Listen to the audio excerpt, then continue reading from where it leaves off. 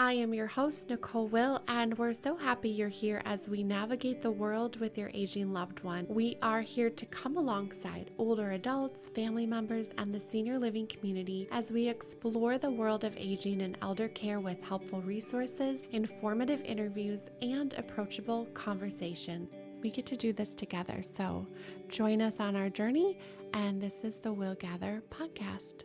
SendOff is giving us permission to embrace a new approach at how we look at celebrating the end of life. My guest today is Kelly Roberts. He is the founder of SendOff Funerals Reimagined. This is a new and unique memorial brand curating highly personalized events within hospitality venues throughout the Twin Cities and beyond. Kelly has over 25 years of experience in retail, hospitality, and funeral home ownership. He was inspired to change the narrative in the funeral home space. They are challenging traditions, putting our legacy in action, and unveiling the new narratives of how we can empower families in their funeral choices.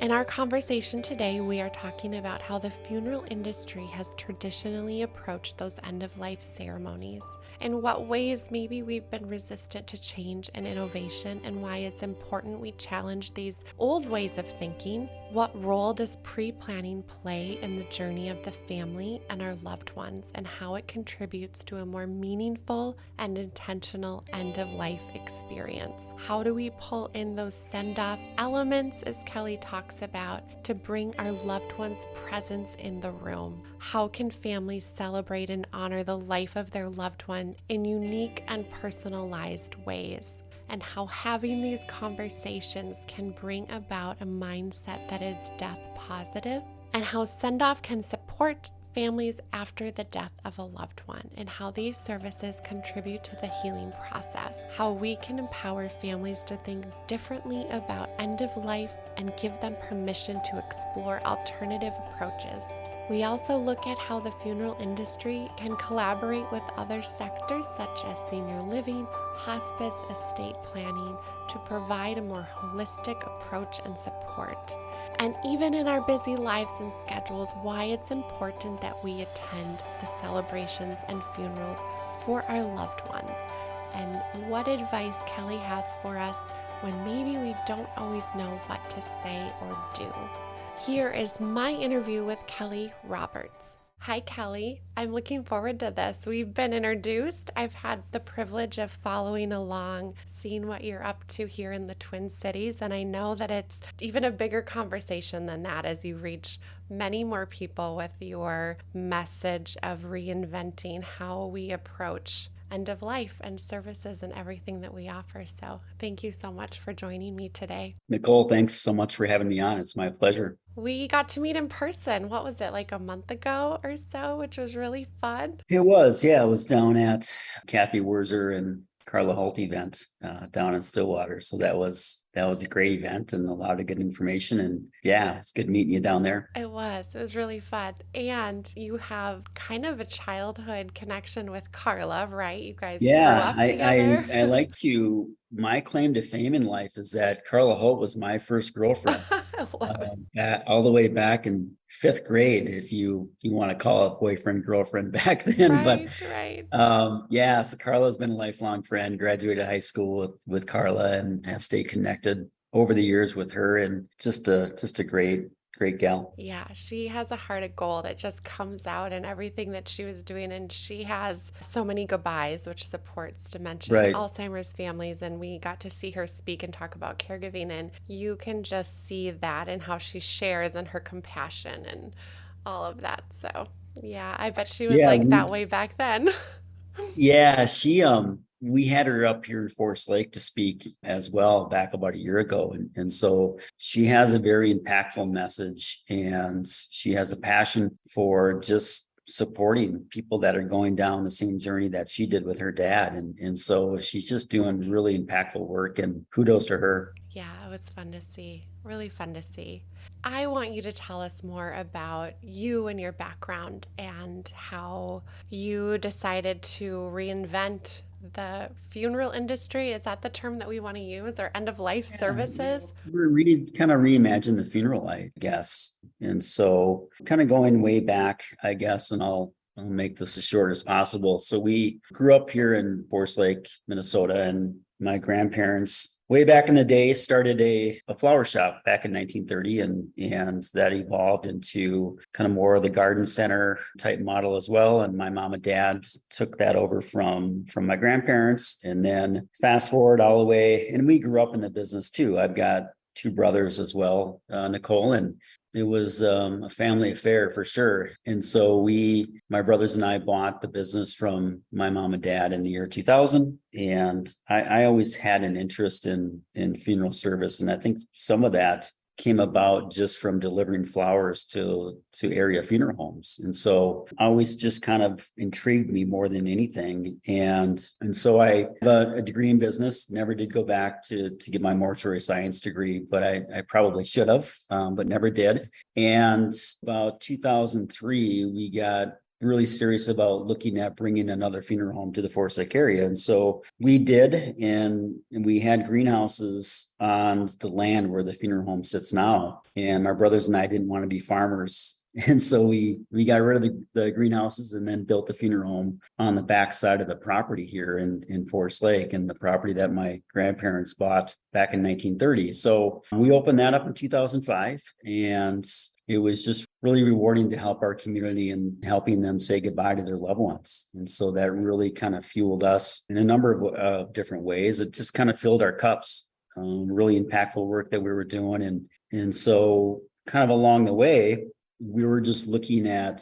kind of different industries and different consumer trends, and just hearing feedback from a lot of peers and others that anytime that line of work would come up, oftentimes they would say, well, I don't want to have a funeral, Kelly, I want to have a party. And so that always kind of stuck in the back of my mind over time. And back about 10 years ago, I thought about kind of doing what we're doing now. We're basically taking the funeral experience out of the churches and the funeral home settings and going out to hospitality venues and having the events within. And so we were kind of down that path for a little bit. And then I decided to just put that on the back burner for a number of reasons, and decided to focus on what we were doing here in Forest Lake, and kind of knowing that perhaps at some point we'd bring that to the forefront and try and get that established. And so right before the pandemic, we were kind of seeing a little bit of a trend here too, Nicole, where a lot of the families were not really having any services at all or any event to honor their loved ones, where it would just be a cremation and they would come in and pick up the urn and then be on their way and either do something on their own or not do anything at all. And we feel that it's really important for families to at least do something to honor their loved ones. That can be very significant for a number of reasons. And so with that kind of trend that we were seeing, we thought that it would be a good time to bring up the idea I had 10 years ago to the forefront. And we started kind of going down that path again, Nicole, and then the pandemic hit, put that on hold for obvious reasons during that time. And then back about 2021, really got serious about starting this new brand, an extension of our brand here in Forest Lake. And we got together with some marketing people and came up with the brand name, and that's SendOff with the tagline "Funerals Reimagined." And so we feel that we really kind of hit a home run with that name. I think it's going to resonate with a lot of people. It already has. And so we, again, just started putting everything in line and kind of, putting the puzzle together piece by piece. And we launched in November of 2022. And so really the essence of the brand is to curate highly personalized experiences outside of the churches and funeral home settings. So we have partnered with hospitality venues throughout the Twin Cities, and these venues will speak to a lot of people. So they can be breweries, wineries, golf courses, favorite restaurants, bars, and outdoor spaces, and on lakes and rivers, and in every space in between. And so we launched back in November. And now also, I just want to make it clear too, that if someone wanted to have a traditional component to their send-off we can definitely be that provider as well. And so we've already had a couple of those where we had a traditional component at their church, and then we went to a different venue to continue on their send off in unique ways. And so it's not all about this, this party. It can be a party, but there can be ritual, there can be ceremony, there can be tradition built into the overall send off. The personalization, and I think that's what it's about, is how do we honor the person and their wishes and what they loved and bring that out to the forefront. So however that looks for them, and you're able to really make that happen. How would you say has the funeral industry traditionally approached those end of life ceremonies and services?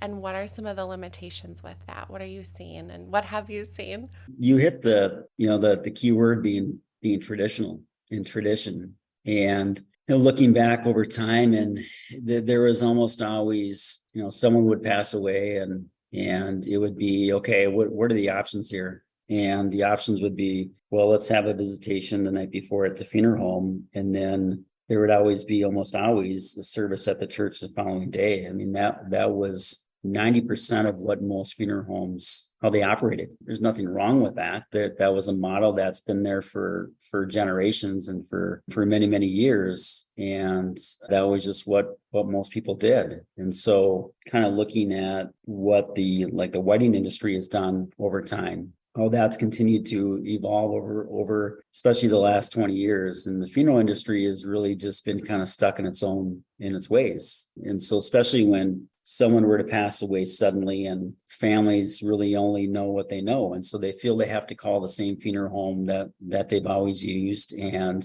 go back to the same church that they've always had their family funerals at. And at the end of that experience, oftentimes people will reflect back and say there has to be something better out there than what we just experienced. And so again, I'm nothing against the traditional funeral, whatsoever. That has worked for a lot of years, and people find value in that. But there are a lot of other options out there to honor a loved one rather than the traditional way. I think we're yearning for the expression of our individuality and who we are. And we see that. You mentioned the wedding industry. I mean, I remember I got married, 20 years ago. Mm-hmm. And it was you followed the tradition. You Right. did not step outside the lines. Then there was the evolution of Pinterest, and we had access to creative ideas and pictures, and not staged up. I remember wedding pictures. It was like you had the same pose as everybody else in Yeah. front of the church, outside by the Right. flowers or whatever it was. And Exactly. now just look at the creativity. And I think people are realizing, actually, we can do what we would like to do, and the permission to be able to do that. Do you feel like there's been resistance to change within the funeral industry and innovation, the challenging kind of those old ways of thinking about it? Yeah, I think that there has been some of that, but at the same time too, these funeral homes over time, they're often really busy. Mm-hmm. And so they haven't had really the resources to make any change. And I think that a lot of them they see kind of, all of these different ways to honor a loved one. And there's chatter in the industry about doing different things. And that needle has moved Mm-hmm. somewhat. Mm-hmm. But for example, if they were to go to a convention and they hear of all these really cool and unique ideas that is out there in the industry, and they go back to their funeral home and they're just really busy. Yeah. And so they don't have the bandwidth to make any real changes. Now, some of that has taken place, and there has been some change over time. We feel with SendOff that we can even move that needle even further. And so that's what we're trying to do. That's such a good point. You're right. When we go to conferences or we hear ideas, we get energized by it. And then Right. when you come back to real life and schedules and time crunch, Yeah. we don't always have the capacity. And planning unique events for people it takes time and energy. And so it's how do you have the resource and the time to be able to do that unless you're really dedicated towards that mission. Absolutely. Yeah. Yeah. And early on here in our send-off journey, we're working with a number of families right now. And these events they're taking a lot of time and energy for us to plan along with the family. And so far more than obviously the traditional funeral for obvious reasons. And so it does take a lot of time and energy because these families want something really remarkable and very special. And so there's a lot of thought put into it on their ends, much like planning a wedding, to kind of go back to that analogy. So with that, do you have recommendations in terms of for families or for anyone as we're thinking about the future, what role does pre-planning play? Is that important to consider? Like, and how far in advance do we think of these things or put them on our radar? How does that come to be to create more of that meaningful experience? Yeah, and absolutely. I mean, pre-planning we're trying to educate and even empower estate planning attorneys to recognize that pre-planning for end-of-life services is an important part of the overall estate plan. And so for them to educate their clients on the importance of doing so. And so we encourage pre-planning. The industry encourages pre-planning, and basically it's peace of mind, not only for that individual, for that couple that are pre-planning, but peace of mind for their kids as well, kind of knowing that all of those important details are taken care of. And pre-planning can be as simple as like having a conversation with your kids, with your loved ones, and just kind of jotting down some notes and just framing everything up for them, just so they have somewhat of an idea. Or families come in and they really dot the I's and cross the T's, Nicole, where they're picking out their songs, they're picking out scripture readings, they're picking out what we would call send-off elements, where if they wanted to have a mechanical bull at their send-off or sing karaoke or fireworks or all of those elements to bring their presence within those spaces. And so there's a lot of families that will pre-plan it in certain, not so much categories, but just like phases, I guess. Yeah. Right. But we just really encourage at least have the conversation with your kids, your loved ones. And we're finding that a lot of the younger generations are more deaf positive too about having these conversations. And an example that I have with my own parents, my dad is 83 years old and my mom is 77. And we've struggled having the conversation as far as what they would want. And we're in the business too. And so I brought it up a couple of times and they kind of shut down, to be honest, Nicole. Oh, I'm sure they're like, it's uncomfortable. Yeah. Yeah. And so it can be uncomfortable. We're trying to make it comfortable. And there's a lot of people in the end of life space that we've kind of partnered with, much like what you're doing, Nicole, as well, is just to make it more comfortable, make it a conversation that everyone should have, of course, at some time. I'm so glad you're doing that. Do you find, our families coming up with some of those ideas and those unique suggestions, or is that something that you really partner with them on and give them the idea of possibility? I think sometimes when things have always been done the way they've always been done, we don't always know what our options are or what's even available to us.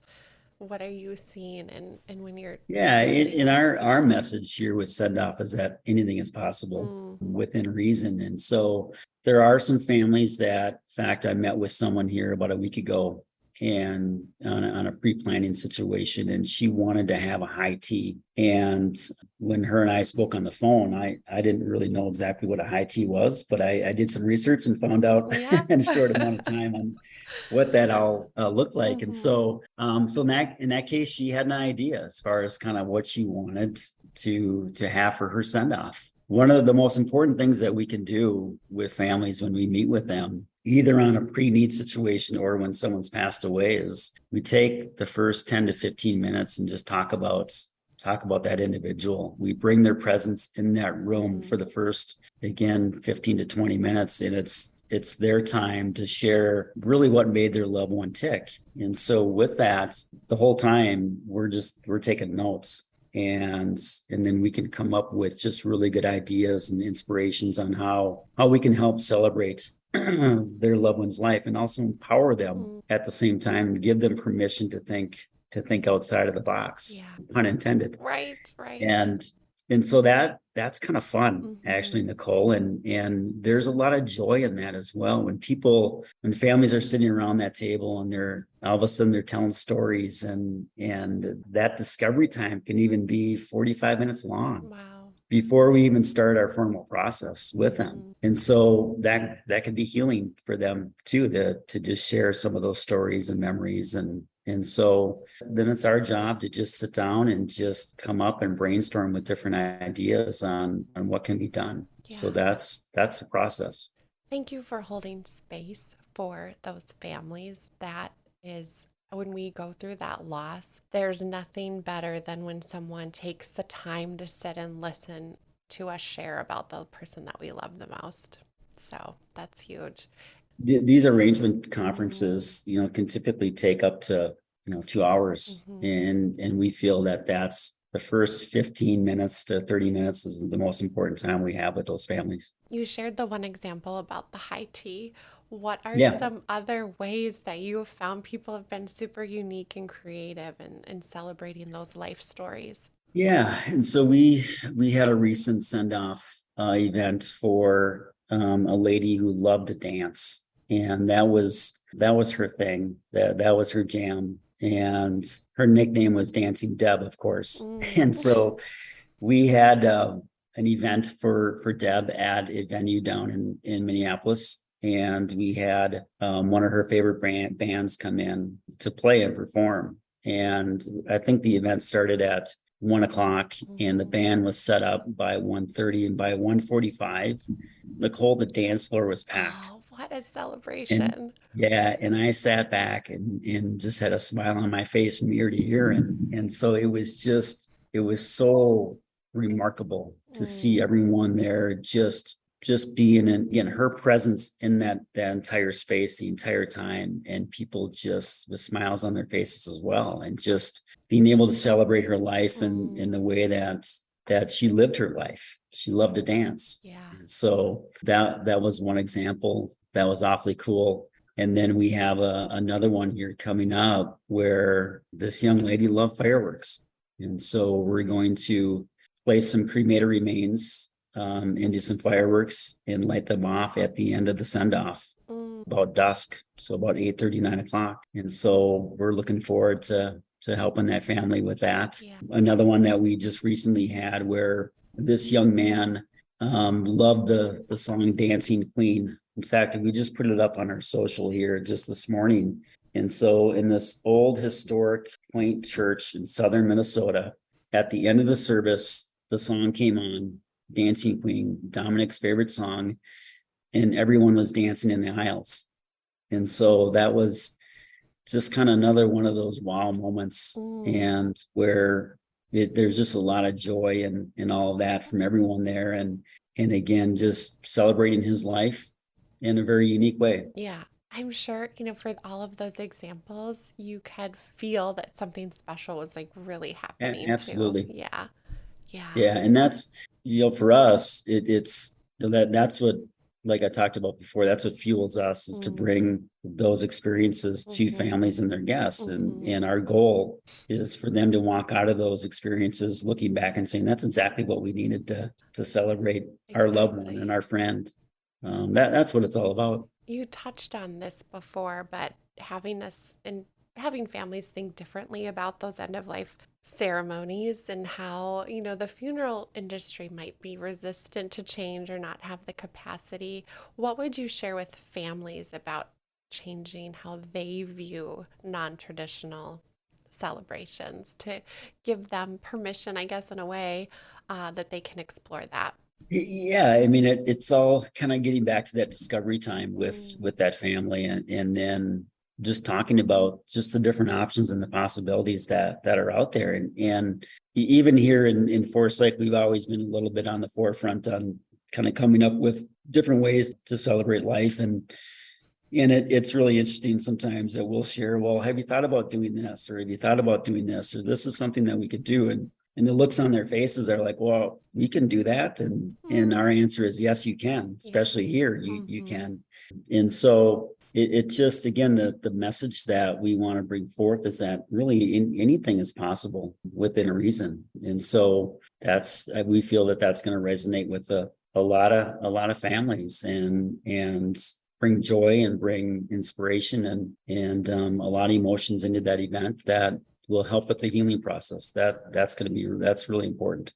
There's also, when you look at it, your role of education too, and the more conversations that we have around it, and starting that system of support for them, I think that there will be more of that awareness and excitement in a way that we can do things differently and look at what our options are. Yeah, the education piece is important with all that, and that starts on the pre-planning end of things, Mm-hmm. Nicole, too. And so we plan on being really proactive in that area. Having an idea that we have is like SendOff Palooza planning parties where we get together with people and they can host them in their homes or coffee shops or even some of our hospitality partners where they get together and it's just an intimate conversation about end of life planning and where we can educate everyone there on the different options and the possibilities and the themes that we put together and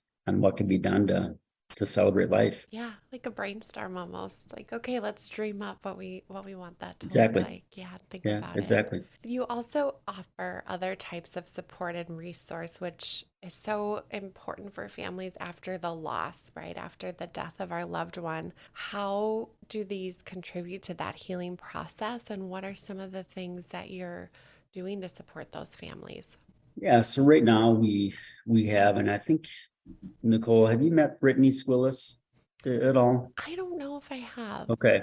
I'm So not sure. She's a grief therapist Mm-hmm. and she's been on our team here in Forest Lake for a number of years now. And so we've got just a really, really great young lady that can help our families in their grief journeys. And so we've got her as a really good resource. We'll also have some grief presentations that she'll be putting on Mm-hmm. as well. That anyone is welcome. And so we're looking at launching those here yet this year. And so we'll just be for us in a lot of funeral homes for that matter, where when the funeral is over, when the send off is over, we just don't go away. We want to be just proactive with that family and just making sure that they're taken care of and they have the resources available to them. One of the things that is kind of on our agenda too, in our vision, is that we want to not only help them with their grief journey, but also help them with closing out their loved one's life when it comes to dotting the I's, crossing the T's, making sure that just helping them settle the estate. And so we're still kind of in a work in progress as far as what that looks like now, but bringing in partners just to kind of help in all those different areas, because oftentimes especially when someone passes away suddenly, say it's the husband, and 2 weeks after the funeral, his wife is sitting there and with a pile of paperwork on the kitchen table. Right. And she's grieving, she's overwhelmed, she's anxious, she's all the above, and she doesn't know where to begin. Yeah.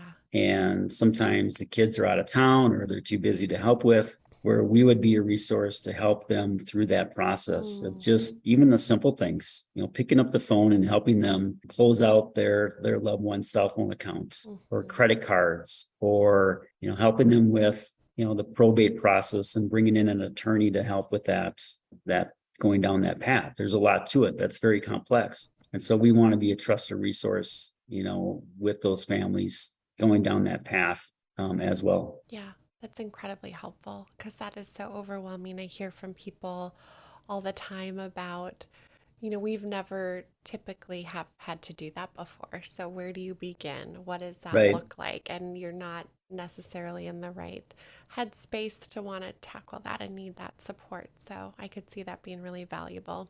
For Along with sure. the collaboration, you just mentioned, collaborating with estate attorneys and things like that. In what other ways do you collaborate? I know you offer education, whether it's partnering with senior living, hospice, that just having that holistic approach in the community. Tell us how you've been doing that. Well, we've been out just kind of boots on the ground, just in the areas of hospice and senior care communities, people like you, Nicole, as well, and then others that are in the end of life space, helping families, collaborating with death doulas as well. And so we just want to be a resource for families to help in all of those kind of end of life kind of categories, if you will. I mean, it's all a journey, especially when, when a family is going through, perhaps it's a crisis mode. Someone's really sick, or there's a diagnosis that was brought forth, and now they're just trying to kind of scramble to kind of get everything in order. And so we want to be able to help the families kind of navigate that process too, and walk with them down that journey. And so one of the things that we're looking at doing is even helping families kind of carry on the legacy that they have, whether that's through legacy projects, even having a legacy video that can be an option for them to record a lot of their personal stories. And that's something that can be passed down to generations. Oh yeah. And be this family heirloom that is just a true treasure. And then also just help them. I think it's called Swedish death cleaning is kind of the term for it. It's just making sure that they dot their I's, cross their T's, getting all their ducks in a row before they pass away. And we would bring in, different resources and collaborate with others to help them through that complex process, because it can be complex. And so we see it all the time where, especially if someone does pass away suddenly and their estate and their other matters are kind of a mess, to be frank. And so that leaves such a burden on survivors, on their loved ones, to help or to try and navigate all of that. There's a lot to it. Right. So we want to be proactive in those areas and collaborate with others to help families through that whole process. It's almost like playing detective at times too. Right. I've heard, right, where you're like, where's Exactly. this document and how do I find this resource to be able to put all the pieces together? Exactly. There's a lot to it. There's definitely a lot to it. And oftentimes it takes for a family to go through that crisis and then therefore that death to obviously like, wow, we had no idea. And so to get on the forefront of that and to educate families on the importance of getting all of those things taken care of is significant. Yeah, it is. Our lives are increasingly busy and we've gotten out of the norm. I think COVID maybe contributed a little bit to that, of just maybe not doing all the things that we used to do. But why is it important that we take the time and the effort to attend those celebrations and those services? I think that a lot of people have really good intentions. When they hear of someone that they know that have passed away, and they have it in their mind, they have it on their calendar that, okay, I'm going to attend this visitation, I'm going to attend this funeral, I'm going to attend this send-off. And it seems as though that, something will come up and they don't make it. Right. And we want to be just share the message of the importance and the significance of always attending the funeral, always attending the memorial event. And it just brings so much healing to the family to see a lot of love and support around them during that time. I think that a lot of people, again, they have really good intentions, but oftentimes who wants to go to a funeral, right? I understand that. And a lot of people will maybe avoid it because they don't know what to say. They're just really anxious about walking in the doors of the funeral home too. I mean, there's just a lot of factors that go into it. Again, who wants to go to a funeral? Not many people do, of course, for obvious reasons. And so we just want to be really proactive in just getting people to make sure that they attend as much as they can. And of course, things come up, life events come up, and they have really good intentions on doing so. And then things come up and that happens, of course. But I want to share one example, and I'm going to pick on my dad here a little bit again. And so he had a good friend of his that they became really good friends kind of later on in life. And we had a visitation for Dick that he attended the night before. And then we had a massive Christian burial for Dick at his beloved Catholic parish here in town the following day. And I saw my mom in the back of the pew. And after we got the funeral started, I sat down next to my mom. I said, "Where's Dad at?" And something had come up, or it was something. And I was just so like, "Dad, you gotta," I just felt it was really important for him to be there, not to pick on him at all, but it's just kind of one example. It's like he probably could have made it, but something came up and he didn't. And so again, it's easy to just not to attend. But it just, we feel it's really important for a lot of reasons. Yeah, healing on both sides, I think, for Right. everybody. Exactly. Yeah. Yeah, exactly. I think that if you were to talk to someone, and if they attended a funeral and they were to walk out of that experience, they wouldn't say, "Well, I regretted going." Right. So that's just a message that we want to just be proactive with, is that always attend if you can. That's a good message. You brought up the point of that people always don't know what to say. I think that's accurate, right? We don't want to say the wrong thing. We don't want to make someone feel even more grief, or I don't know, although it's complicated, right?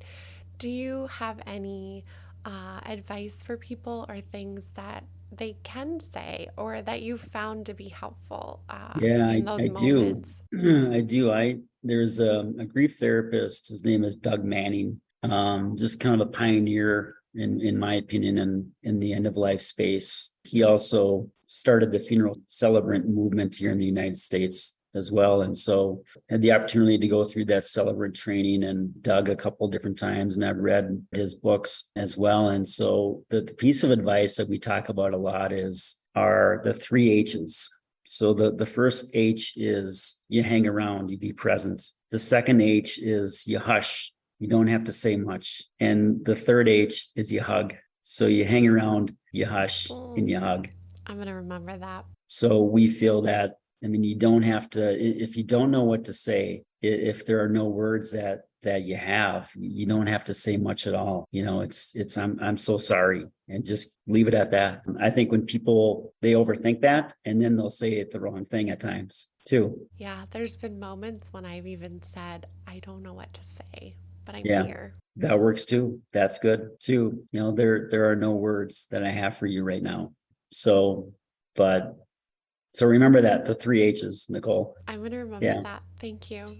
This has been great. Where can we learn more? Where can we connect with you? And let's say if someone's not in Minnesota, can they reach out? Can you support them? What does that look like? Yeah. So reaching out to us via our website, our web address is sendoff.co. There is a wealth of information about the services that we provide. And then there's a contact form there as well. If anyone wanted to reach out via the contact form, or just simply hello@sendoff.co to ask questions, or go old school and pick up the phone too.